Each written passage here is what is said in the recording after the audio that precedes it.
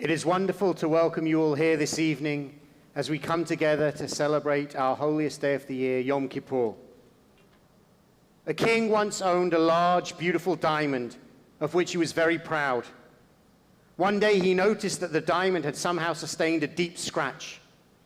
The king summoned the most skilled diamond cutters and offered them a great reward if they could remove the blemish, but none could repair the jewel. After some time, a gifted craftsman came to the king and promised to make the rare diamond even more beautiful than it had been before the mishap.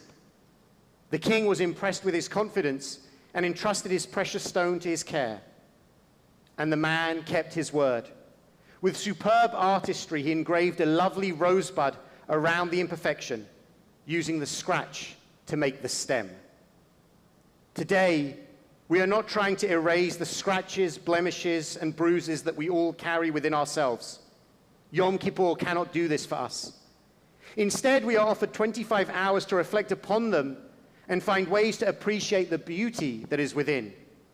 Teshuvah, return or repentance, tefillah, prayer, and tzedakah, deeds of justice and kindness, provide ways to make our lives beautiful and to turn a scratch into a rosebud.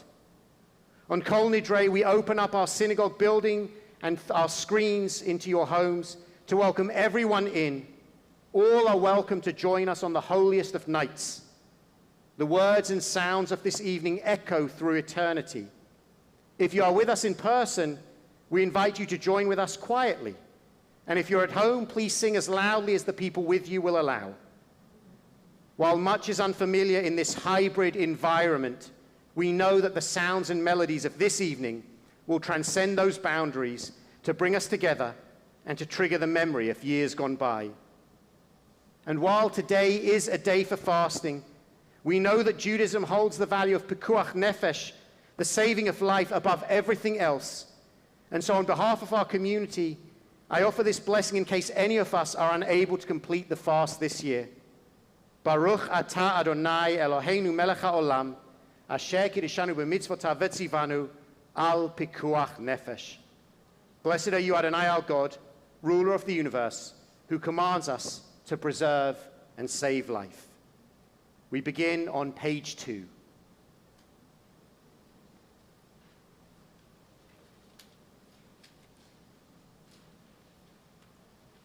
My soul, bless Adonai. Adonai, my God, you are very great. You are clothed in beauty and splendor, wrapped in a robe of light. You unfurl the heavens like the curtains of a tent. And we offer the blessing for wearing the talit. Baruch atah Adonai, Eloheinu melech haolam, asher kiddushanu b'mitzvotav v'tzivanu litatef b'tzitzit. We turn together to page 9.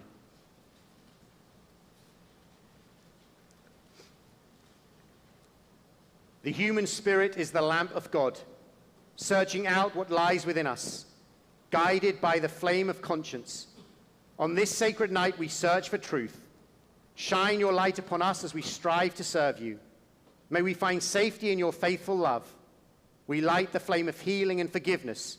On this atonement night, we give thanks for love.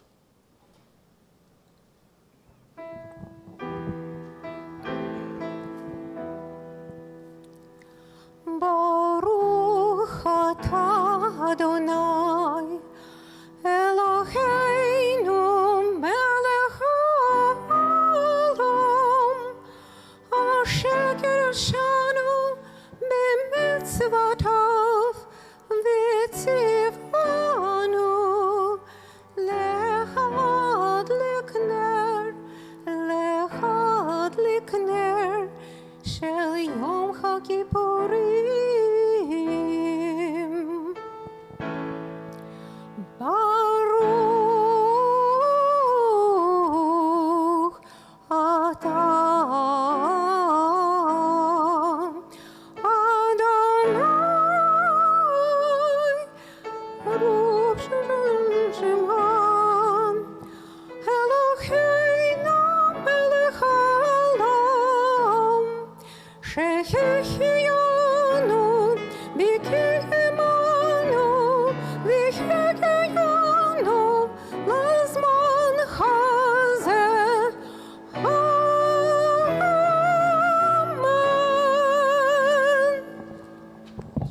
turn to page 15.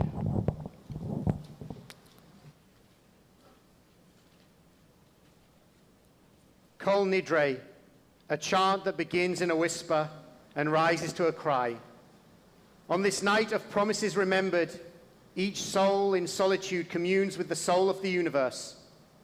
God, from this day of atonement to the next, may we reach it in peace.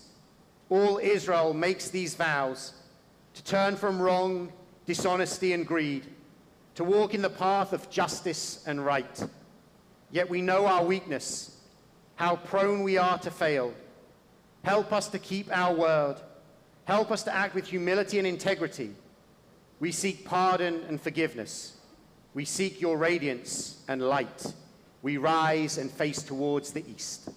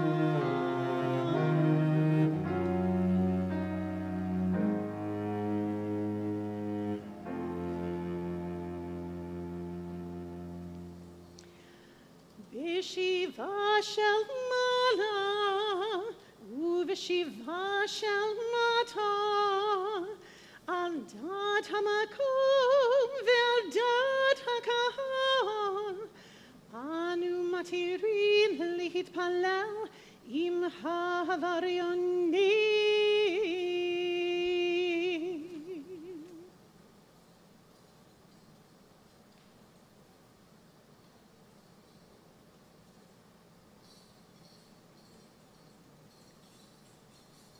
In the middle of page 16, with one voice, assembled sages past and present declare, all may pray as one on this night of repentance.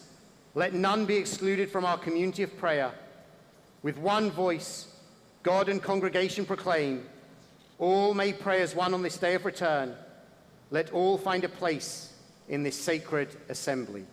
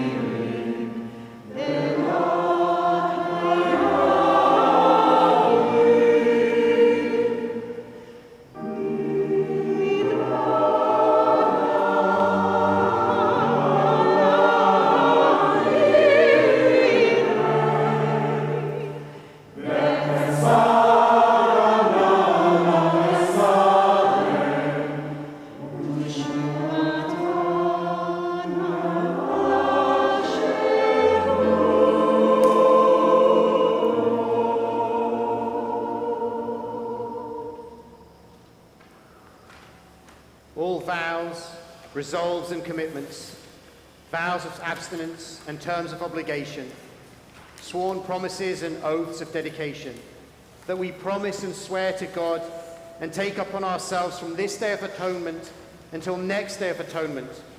May it find us well. We regret them, and for all of them, we repent. Let all of them be discarded and forgiven, abolished and undone. They are not valid, and they are not binding. Our vows shall not be vows, our resolves shall not be resolves, and our oaths, they shall not be oaths. On the top of page 20, V'nislach l'chol adat b'nei Yisrael, v'lager hagar b'tocham, ki l'chol ha'am bishgaga. All shall be forgiven, the entire community of Israel, and the stranger who lives in their midst, for all have gone astray in error. Moses prayed to God, as you have been faithful to this people ever since Egypt, please forgive their failings now, in keeping with your boundless love.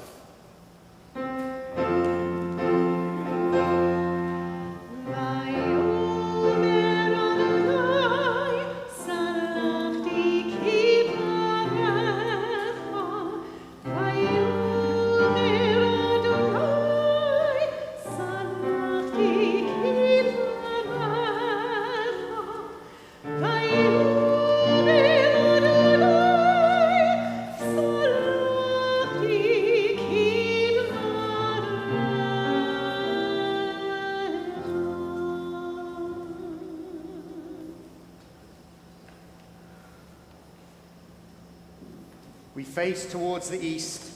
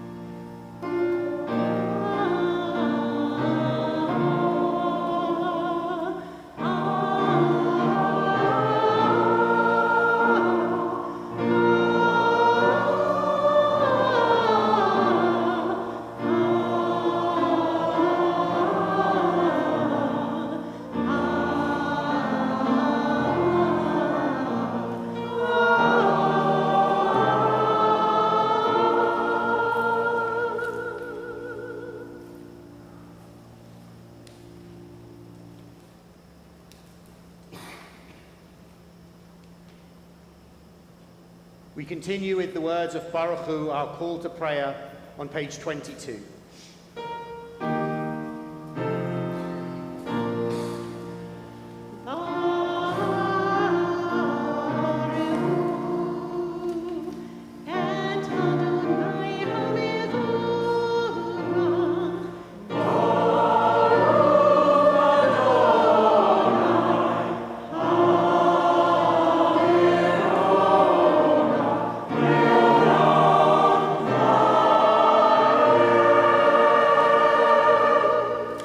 Please be seated. We turn together to page 26. Love beyond all space and time. Your love enfolds your people, Israel. We receive it in your teaching, your gift of Torah, sacred obligations, discipline, and law. So let us speak these teachings when we lie down and rise up, and find joy forever in your Torah and mitzvot. They are the very essence of our life, ours to ponder and study all our days. May we never lose or be unworthy of your love. Ki hamechayenu ve'orach yameinu uvahen negei yomam v'layla ve'ahavatecha al tasir mimenu le'olamim Baruch atah Adonai Baruch Shalom Ohev Amo Yisrael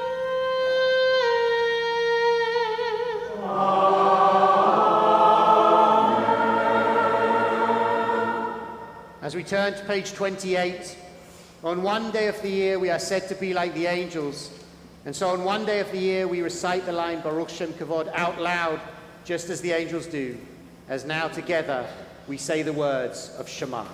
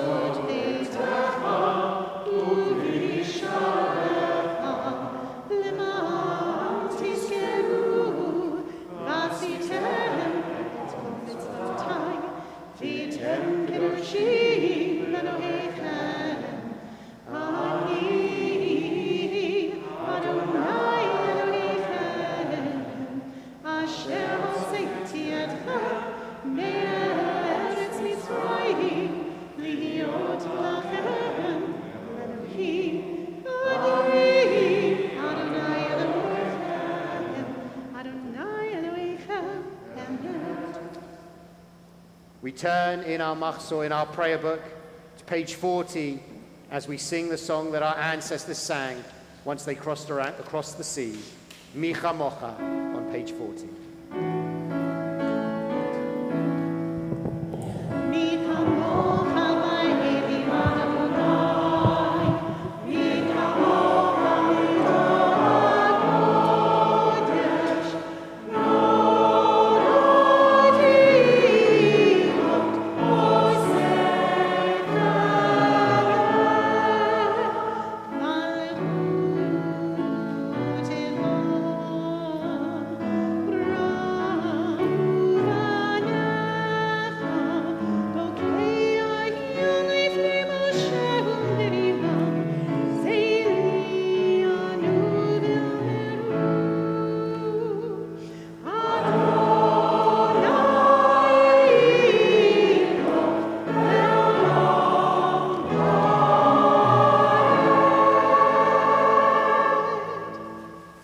In the middle of page 43, the peace of wild things.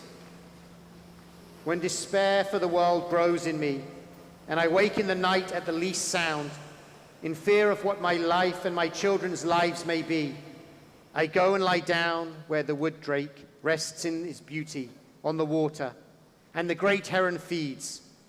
I come into the peace of wild things, who do not tax their lives with forethought or grief.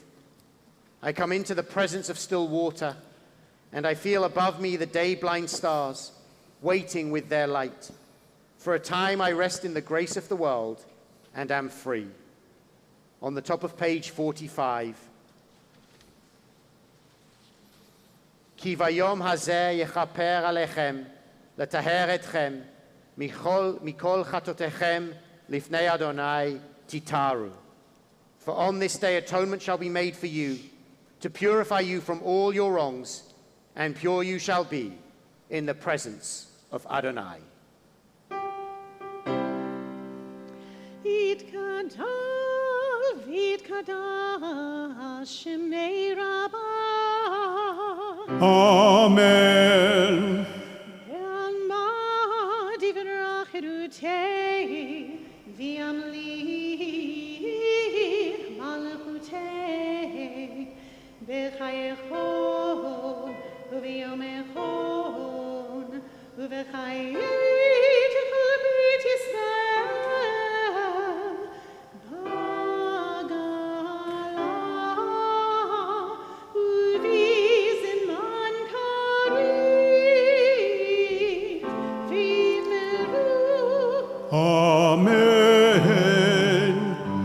Shmei Rabban Mivarach Li'amam Uramei Almaya Yitbarach Yitbarach, v'yishtabach, v'yitpa'ar, v'yitamam, v'yitnaseh, v'yitadar, v'yitale, v'yitalosh, shmei dikudsha. Brichu Lida, lida, min kol birchata, v'shmirata.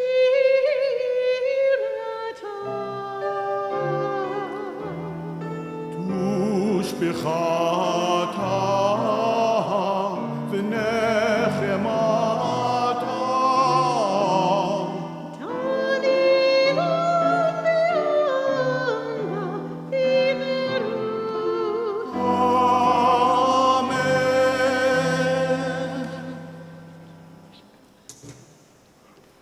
As we turn now to the Amidah, tonight we dwell on the ways that we've missed the mark, on the times when we've tried and not gotten it right. We speak of sin not to mean a blemish on our souls, but an arrow shot wrong, a chance to try again, our next shot true. As the psalmist wrote, "Have mercy upon me, O God, as befits your faithfulness.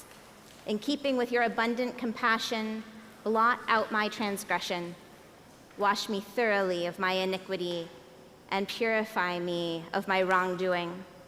For I recognize my transgressions and am ever conscious of my sin where I have gone astray." We rise now as we are able, in body or in spirit, and turn to face the east on page 46.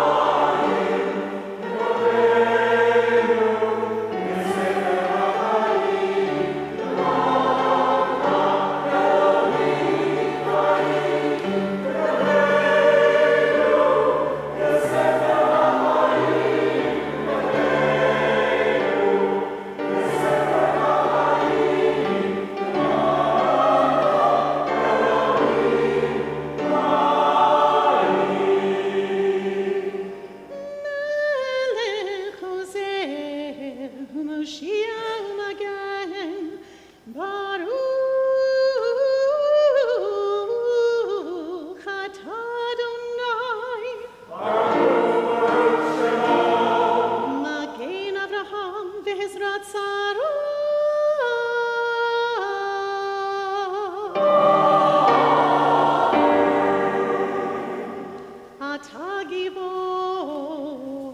לעולם אדוני, מחיים מתים אתה, רב להושיע.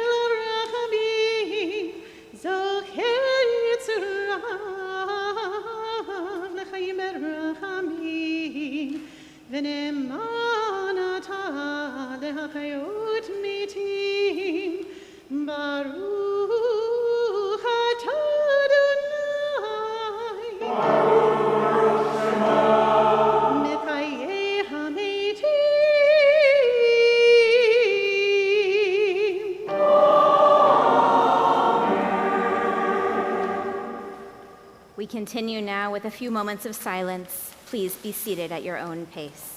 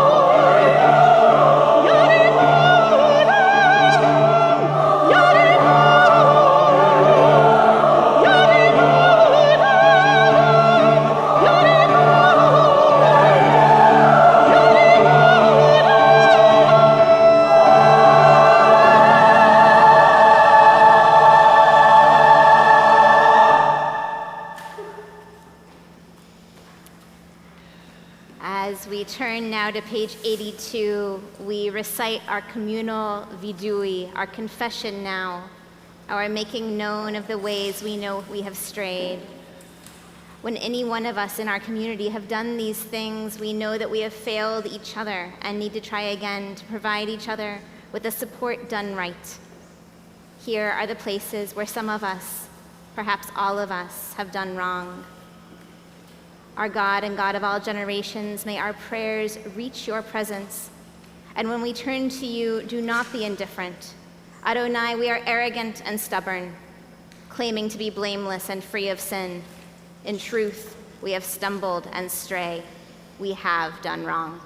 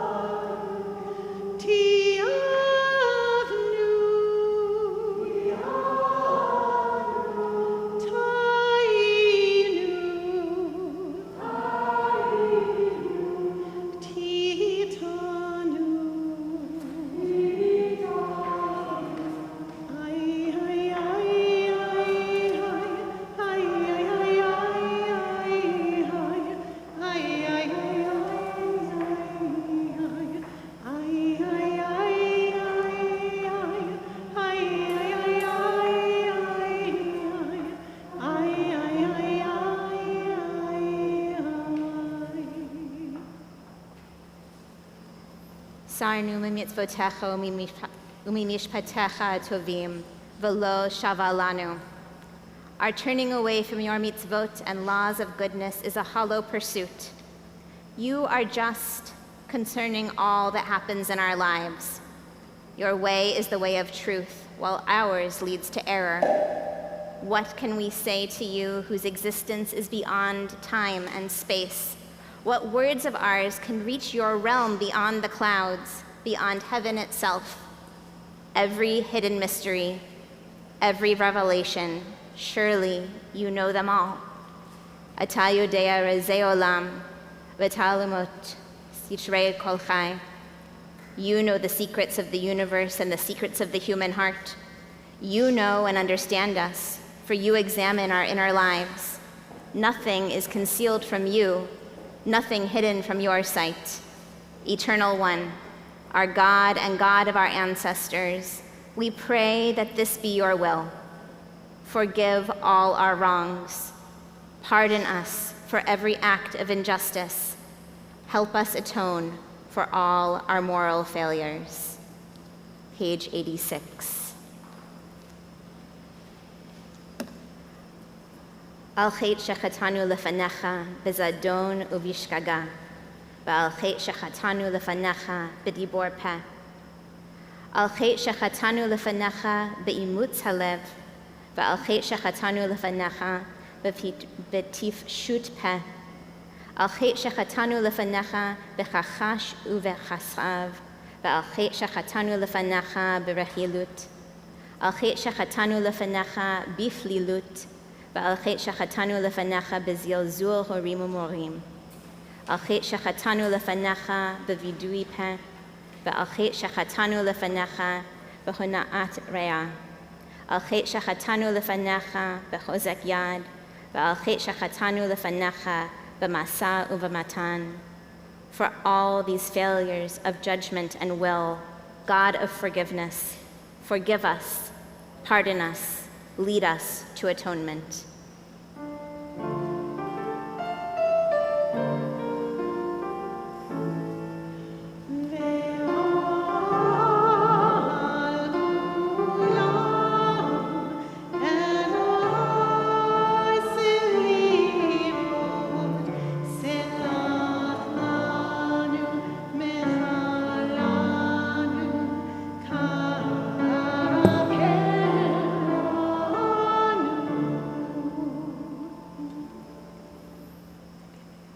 The ways we have wronged you, openly and secretly, and harm we have caused in your world by losing self-control.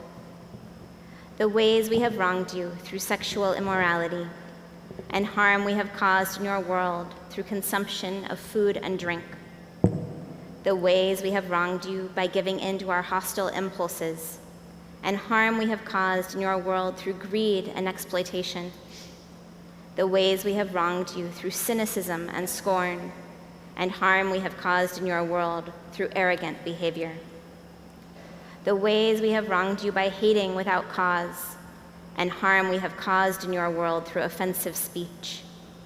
The ways we have wronged you with a slanderous tongue, and harm we have caused in your world through a selfish or petty spirit. For all these failures of judgment and will, God of forgiveness, forgive us, pardon us, grant us to atonement.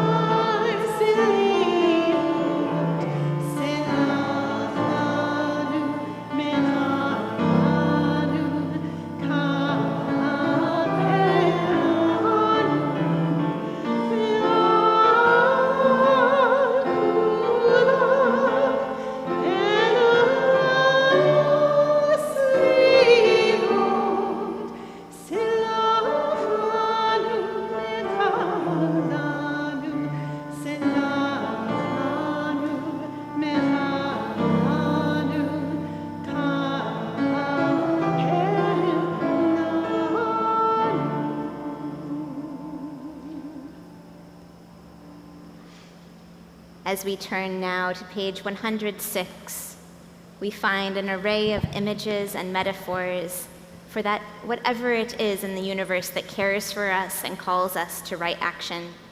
Father, mother, shepherd, creator, companion, sovereign. Here we call on all of these images and more, knowing that somewhere in the open space between them all, we can use our imaginations to encounter the complexity of the sublime. Page 106.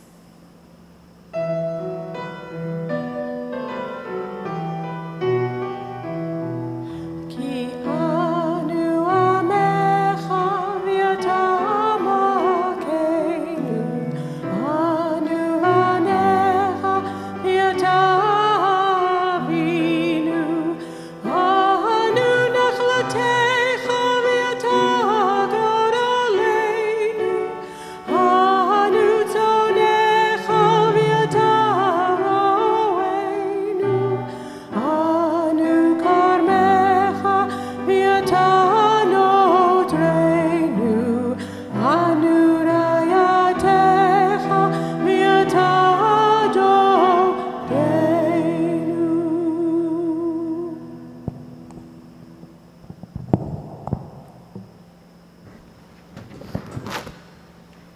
Please rise as you are able and face the ark.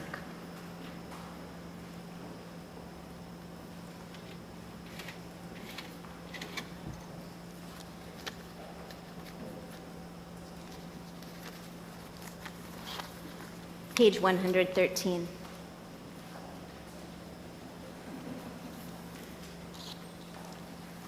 Avinu Malkeinu, hear our voice. Some of us have cancer. Some have lost strength in body. Some have lost memory and speech. Some of us are in pain. Some can't find work.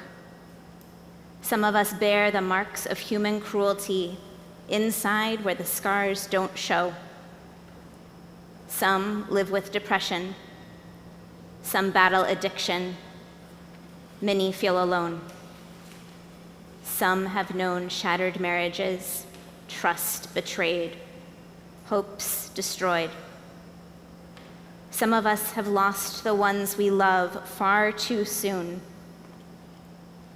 And some have lost a child. All of us have seen suffering in our midst. All of us know the ravages of war, for which there are no words. Avinu Malkeinu, why? Avinu Malkeinu, are you there? Do you care? Avinu Malkeinu, hear our pain, hear our anger, hear our grief. Avinu Malkeinu, here is our prayer. Give us the strength to go on. Give us reasons to get up each day. Give us purpose and persistence. Help us to fend off fear and to hold on to hope. Help us to be kind. Do not make us bow or grovel for your favor. Give us dignity and give us courage. Avinu Malkeinu, show us the way to a year of goodness. Renew our belief that the world can be better. Restore our faith in life. Restore our faith in you.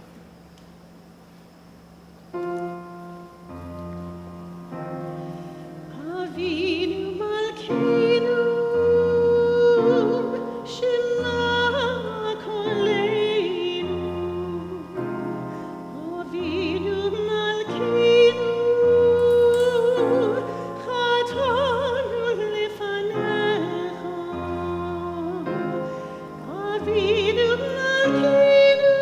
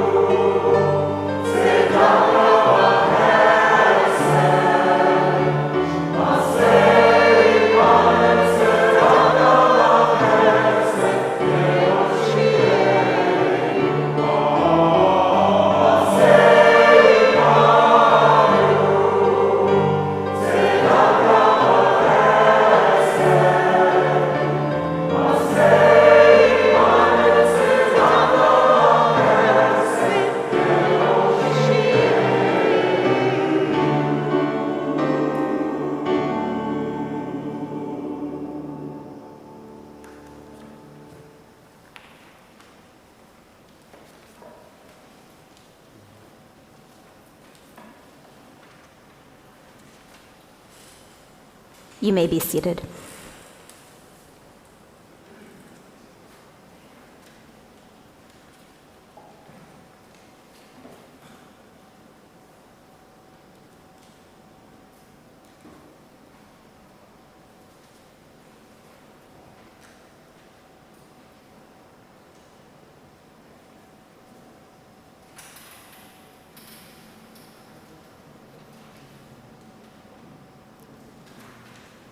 I was listening to back episodes of Radical Candor recently. It's a podcast that I like by the authors of a book by the same name about leadership and workplace dynamics.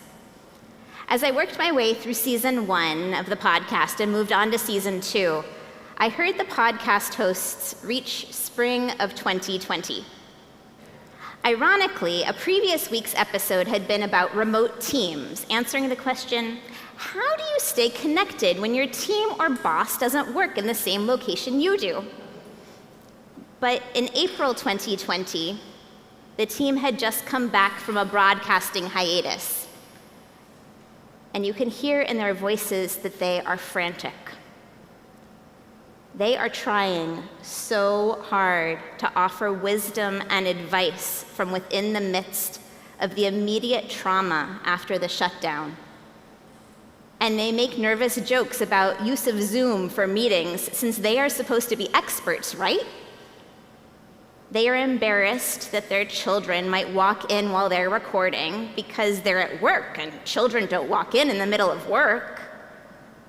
And they make comments like, if you're listening to this later, we're recording this episode while we're still in the pandemic. It was awful to listen to because they had no idea. It is uncomfortable to hear their frenzy and their panic as the world had just ground to a halt, because those are feelings that we all worked through ourselves not so long ago. And it's far too recent for us to be able to feel much sympathy for people who don't know then what we know now. It's equally uncomfortable to hear what now sounds like extremely naive optimism from them, as they assume that all will be back to normal in just a few weeks' time. They think that they are on a detour from the real story of their lives. They don't know that the detour is the real route after all. I found listening to it uncomfortable in an itchy, under my skin kind of way to listen to these episodes, because I remember that feeling. I was saying those things too. And looking back, how could they not have known? How could we not have known? I couldn't make it through those episodes. I am sorry, by the way, if there is anyone here to whom I ever unwittingly offered false hope, or if I in any way discounted your fears. I don't remember exactly, but I imagine that I said things back in April of 2020 like, I can't imagine that by June we won't be able to celebrate your child's bar mitzvah in a normal way. It's painful to remember that too. The fact is that we are still in the middle of a story that we don't know exactly what it is yet. We may feel like we've gone off our route, but we don't actually know what route we're really on. There's a famous cartoon, famous in rabbinic circles anyway, showing the Israelites in the wilderness with Moses shouting to the assembled crowd in the background, "This way, follow me!" While in the foreground, a woman is discreetly talking to someone while holding a map. The caption reads, "After 39 and a half years of wandering in the desert, Mrs. Moses secretly asks for directions." We will remind the cartoonist that Mrs. Moses does actually have a name of her own, Zipporah, but the cartoon inspires a laugh not only because of the unfortunate gender stereotype about who in a family might be the most likely to rely on their ego while driving around in circles, and who will humbly go ahead and ask for help. But it's also funny because it's true that it simply does not take 40 years to walk from the land of Egypt to the land of Israel, even if you go the long way round through the Red Sea and take a good-sized camping break at the foot of a mountain along the way. It's just not that far. It could be easy to read the Torah all the way from the middle of the book of Exodus, right after they leave Egypt, through nearly the end of Deuteronomy as a long, circuitous, disoriented detour in which all the Israelites are trying to do is get from point A, Egypt, to point B, Promised Land. But later rabbinic tradition, and even the Torah itself, have a lot to say about why the Israelites needed to spend 40 years in the wilderness, rather than just getting better directions and taking a more direct route. They weren't lost, the rabbis say. It wasn't circuitous. The meandering route was the point. The Israelites needed that full span of 40 years to learn how to be a people and to develop a new set of relationships in covenant with God and with each other. And that takes time. And on top of that, the generation who left Egypt were too stuck in the mindset of having been slaves and too afraid of the risks ahead to be able to be the founders of a new way of life in the Promised Land. Each incident that is described in the Torah during those years about things that happened along the way bears significance. The rabbis say that they helped define the Israelites and ultimately the Jewish people, us, as who we have come to be. Even if 39 and a half years in, Zipporah and the rest of the crowd, and maybe even Moses himself, had some doubts about why things were taking so incredibly long. It's only after you get to the end of the Torah and beyond that you can look back at it and know what any of it was really all about. And Moses, by that time, is dead. Which all seems to say that the journey we take is less about the destination we are intending to reach, back to normal from the pandemic, on to the Promised Land for Moses, and more about what we experience and learn along the way, and what we do with the moments that are granted to us. This is nothing new. We all know that Dorothy starts at home and ends at home, which is her goal, but that she is transformed by her journey such that home has come to mean something new by the time she gets there. Without the journey, the actual destination never even really exists. At the same time, it can't mean that we're supposed to stop trying to reach our goals.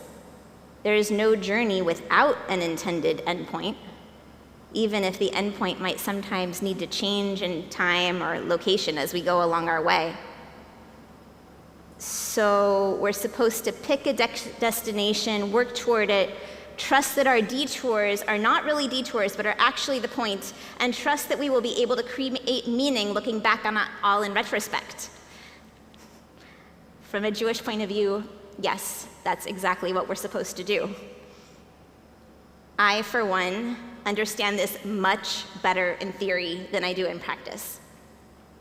It's hard to live simultaneously accepting the gifts and lessons of the moment while working toward a goal that might also keep shifting, knowing all the while that I won't know what any of it has really meant until I'm able to look back at it all in retrospect. And who knows when the next shutdown will be. Earlier in Moses' life, there's a seminal moment about the importance of going off the path. He's recently left the road he thought he was on as a prince of Egypt, raised by Pharaoh's own daughter.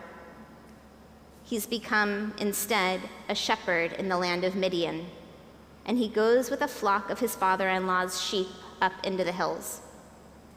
There, already on this grand life detour, he goes off trail again.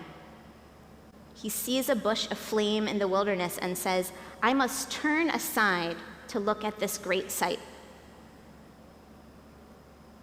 From that moment of going off the path, which of course we know is his first encounter with God, Moses' journey is fully redefined.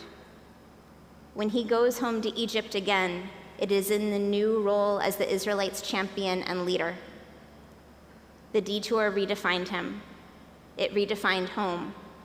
It created new goals for him, and it set the Israelites on their journey. The author Parker Palmer writes in a poem, "Sooner or later, everything falls away. You, the work you've done, your successes large and small, your failures too, those moments when you were light alongside the times you became one with the night. Everything falls away except the thread you've followed, unknowing all along. The thread that strings together all you've been and done. The thread you didn't know you were tracking until toward the end, you see that the thread is what stays as everything else falls away." It's the great lesson of Yom Kippur, isn't it? Our acts define us, but we don't know all of their meaning and significance until much later, if at all. We don't always know which of our actions count most. Or, as John Lennon famously put it, life is what happens when you are busy making other plans. But then we look back at the road we've taken thus far and see your life was never the solo turn it seemed to be. It was always part of the great weave of nature and humanity, an immensity we come to know only as we follow our own small threads to the place where they merge with the boundless whole. There are through lines that have been with us all along. They have been with us individually, connecting us back to ourselves at every stage along the way, and that also connect us outward and onward and upward to the immensity of everything. It's incredible permission, actually, to be allowed to be wherever our journey happens to take us, as off course as it may seem. Shabbat reminds us that it is right to rest along the way, even when we are set to move forward on our journey. The book of Jonah, which we'll read tomorrow afternoon, reminds us that Jonah is who he is because of his journey into the belly of the whale. Like Esther, perhaps it is precisely these detour moments for which we were created. We may think that our destination is a return to normalcy, back to the way things used to be. But we know at the same time that normal will need to mean something new when we get there. If we don't transform through this journey, with normal coming to mean something new, then I think it's fair to say that the destination we thought we were heading towards never really existed. And this is teshuvah, the return that Yom Kippur calls us to. Not returning to the way we were, but returning to ourselves in a new understanding of what it means to be whole. In the words of Rabbi and therapist Rex Perlmutter, teshuvah is accepting who I am now while aspiring to who I might be. The story is told of a rabbi who is asked by his students, who are eager to be discerning in the right way of following Jewish law, "Master, how should one determine the hour in which night ends and day begins? Is it when a person can distinguish a sheep from a dog in the distance? Is it when one can distinguish a date tree from a fig tree from afar?" "No," the rabbi says. "It is when you look into the face of a stranger and see your sister or brother. Until then, night is still with us. We are still at one with the night. We are still on our journey through this night of this pandemic. We are still on our journey of facing the ramifications of our deep interconnectedness with each other across lines of home, state, and country, wealth, race, environment, red and blue, haves and have-nots, justice and injustice. In the words of activist Sonia Renee Taylor, we will not go back to normal. Normal never was. Our pre-corona existence was not normal other than that we normalized greed, inequity, exhaustion, depletion, extraction, disconnection, confusion, rage, hoarding, hate, and lack. We shall not long to return, my friends. We wish it were as simple as asking for directions. But perhaps the directions will only make sense anyway when we're either farther in. When we can look at each other and care for each other in new covenant. We will not return to the way things were. We cannot and we should not. But wherever we end up, we will find that we have kept a hold of our own small thread, following those threads alongside each other until we find each other again, not as strangers, but as kin. Not with discomfort about what we didn't used to know, and not upset about who we have been, but with acceptance that the journey from there to here was no detour at all, but has meaning that we will eventually make of it in the end. Gamar Chatima Tova.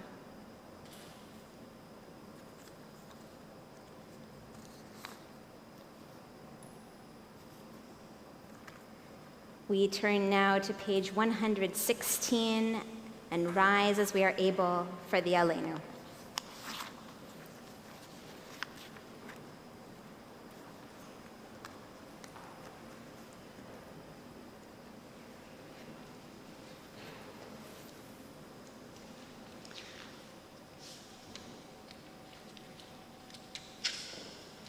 Aleinu leshabeach lahadon hakol, לתת גדולה ליוצא בראשית, שלא עשנו כגויי הרצות, ולא שמנו כמשפחות האדמה, שלא שם חלקנו כהם, וגורלנו ככל המונם, ואנחנו קוראים ומשתחווים ומודים לפני מלך מלכי המלכים הקדוש ברוך הוא, לתקן עולם במלכות שדי, ונאמר והיה אדוני למלך על כל הארץ ביום ההוא, ביום ההוא יהיה אדוני אחד, ושמו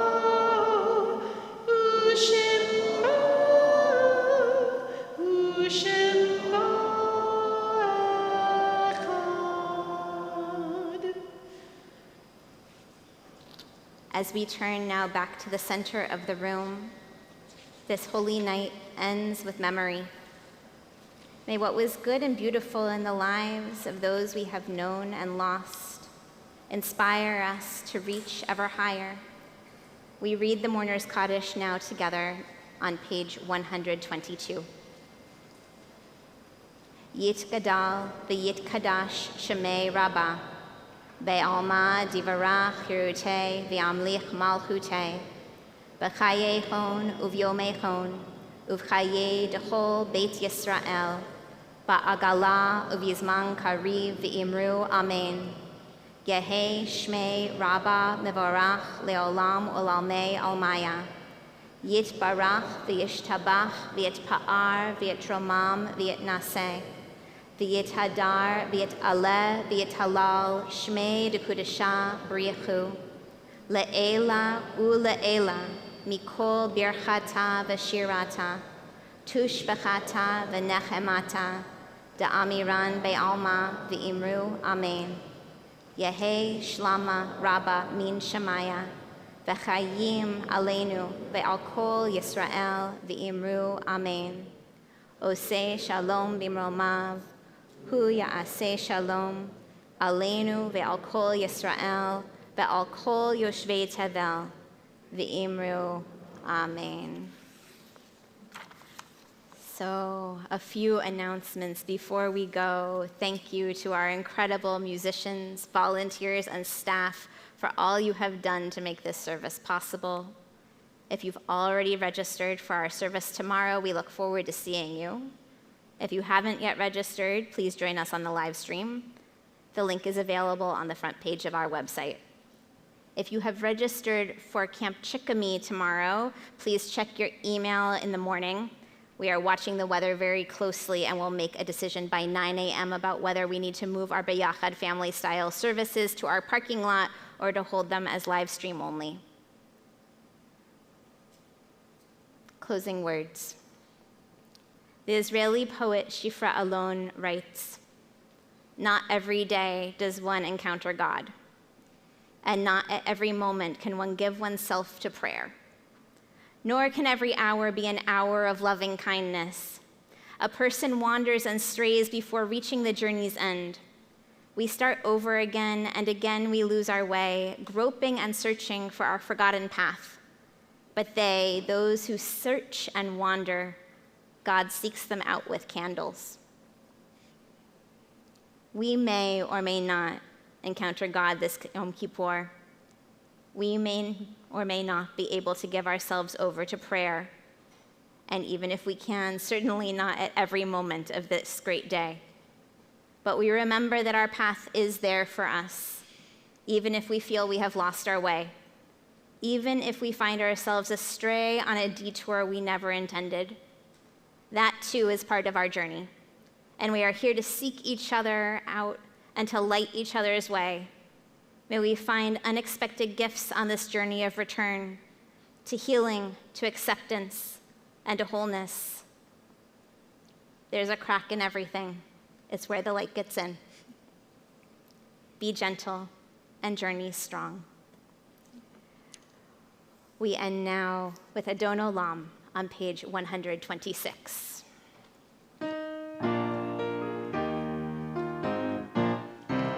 Adon Olam Hashem alach b'terem kol yitzir nivra let nasav v'cheptzo kol azay melech shelo nikra v'acharei kichlot hakol livado imloch nora v'hu hayah v'hu hoveh v'hu yeh b'tifara v'hu echad v'ein sheni v'hamshilo b'hachbira b'li reshit b'li tachlit v'lo haoz v'hamizra v'hu eli v'chai go'ali v'tzur havli b'tzara